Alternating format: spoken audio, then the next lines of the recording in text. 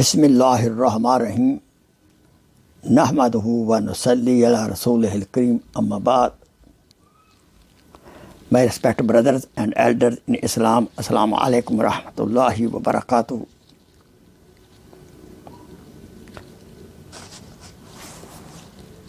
I'm going to explain what are three kinds of taqwa. The first kind of taqwa is which is obligatory, which is farz. Example, to save ourselves from kufr and shirk is farz on us, is mandatory. May Allah subhanahu wa ta'ala save us. Be careful about shaitan. Therefore, we have to keep up our iman at the highest level. And we should do always good deeds. More we do good deeds, have good company, our iman will go up. Second kind of taqwa, which is wajib. Very, very important. To save ourselves from any kind of sin, even minor, is a wajib, is a necessary, is important for us. May Allah subhanahu wa ta'ala save us. We should try our best and we should make du'as.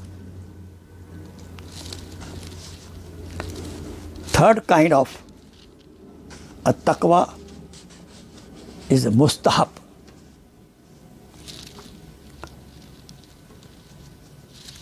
That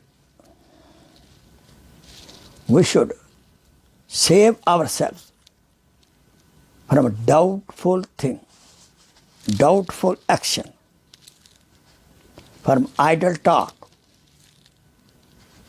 or idle thing. This is very important.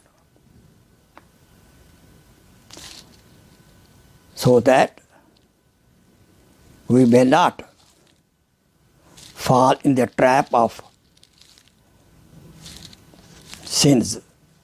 If we will not be careful about doubtful thing, we don't distinguish what is right and wrong, we don't use our head, there is every chance we fall in the area of the sin. If we don't save ourselves from the sins, then there is every chance we fall in the trap, in the area of shirk or kufr. So therefore, we should keep our